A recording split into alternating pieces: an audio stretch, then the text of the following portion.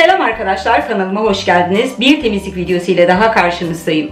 Ben lavabomu nasıl temizliyorum? Evet, yine iki metot halinde lavabomu temizliyorum. Bir tanesi günlük olarak yapmış olduğum günlük rutin lavabo temizliğim. Diğeri de aylık olarak yapmış olduğum aylık lavabo temizliğim. Sizlerle onu paylaşmak istedim. Umarım keyif alarak izlersiniz. Siz de kendi metotlarınızı videomun altına yazabilirsiniz. Büyük bir heyecanla ve zevkle okuyor olacağım. Vakit kaybetmeden hemen temizliğe başlayalım. Temizliğe başlamadan önce tabii ki öncelikle hemen sabunluğumu buradan kaldırıyorum. Gördüğünüz gibi başka bir aksesuar yok lavabomda. Ben genellikle lavabomu böyle sade bir şekilde kullanıyorum. Aylık lavabo temizliğimde olmazsa olmazım lavabo açıcısı. Mutlaka her ay düzenli olarak kullanıyorum.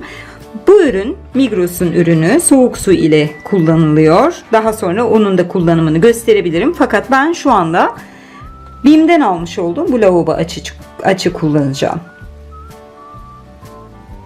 Lavabonun içerisine granül halde bulunan bu lavabo açı döküyorum. O paketin içerisinde 3 tane granül şeklinde lavabo açıcılar var. Bunu ihmal etmeyin derim. Bu sayede lavabolarınız hiçbir zaman tıkanmayacaktır.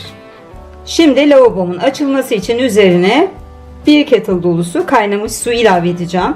Bu işlemi yaparken lütfen lavabonuzdan uzak durarak yapmanızı öneriyorum. Sonuçta kimyasal bir madde.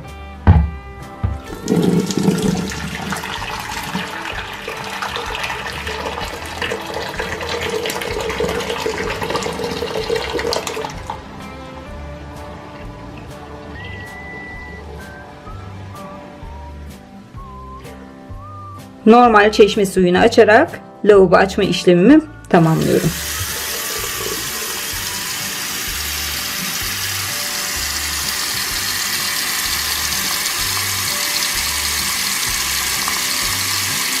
Öncelikle armatürümü temizleyeceğim. Biliyorsunuz ki armatürlerin üzerinde çok fazla su lekesi kalıyor. Ben bu çözümü Vileda'nın bu Magical ürünüyle çözüm bulabildim. Bunu internetten getirmiştim. Çok memnun kaldım. Size de önereceğim. Bunu armatürümün üzerine sıkıyorum.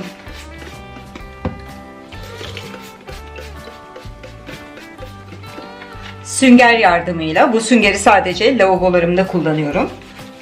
Armatürümü ovalıyorum.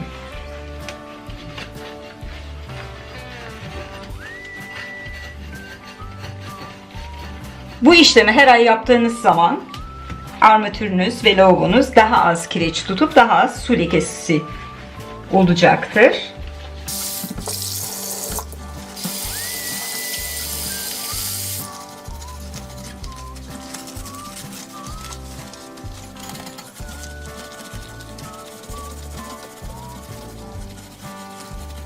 Az sonra çamaşır suyuyla devam edeceğim için öncelikle buradaki deterjan kalıntılarını temizleyeceğim.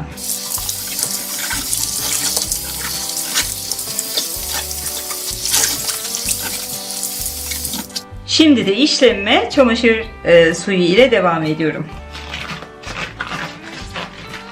Lavabonun içerisine, kenarlarına ve ayrıca hemen şurada bulunan ara fayansa köpüğümden sıkacağım.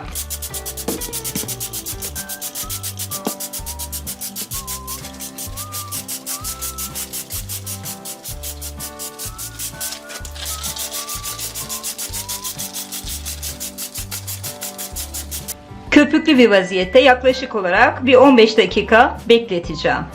Bu arada herhangi iki kimyasal maddeyi kesinlikle birbiriyle karıştırmıyoruz. Çünkü çok ileri derecede zehirleyici olabiliyorlar. Buna da teneffüs etmemek için çok fazla banyoda durmayacağım. Şimdi banyoyu terk ediyorum. 15 dakika sonra görüşürüz. 15 dakikanın sonunda süngerim ile lavabomu ovacağım. Bu arada bu süngeri ben Rossmann'dan almıştım. Belki hatırlarsınız. Kesinlikle bu bölümü çizme yapmıyor. O konuda dikkatli olmanızı öneririm.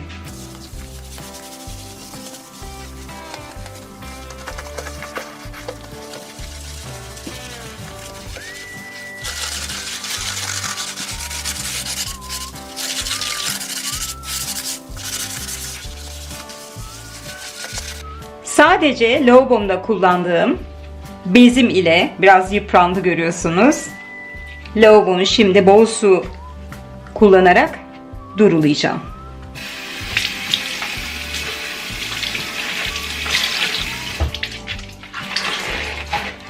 Ara fayansı durulayarak başlıyorum.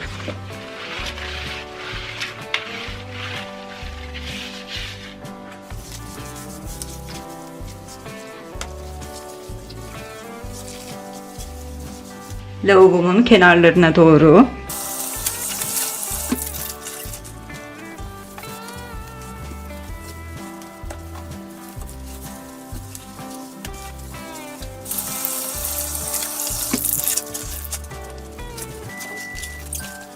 kuru bir havluyla lavabomu kurulayacağım.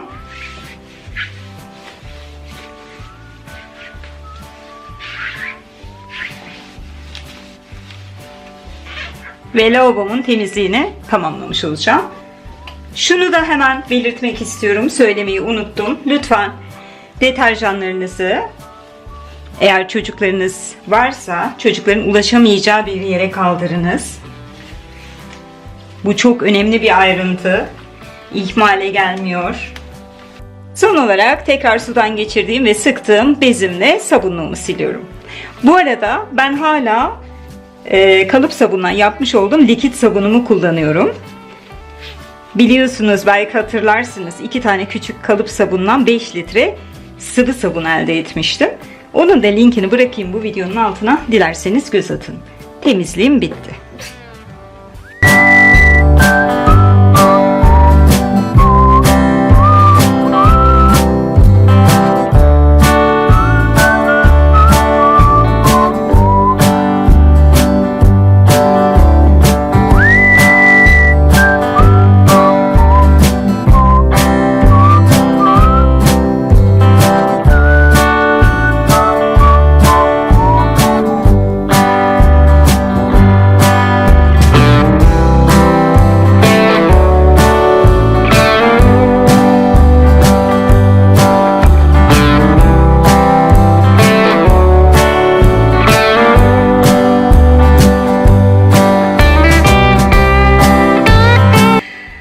Beni tercih edip izlediğiniz için çok teşekkür ederim.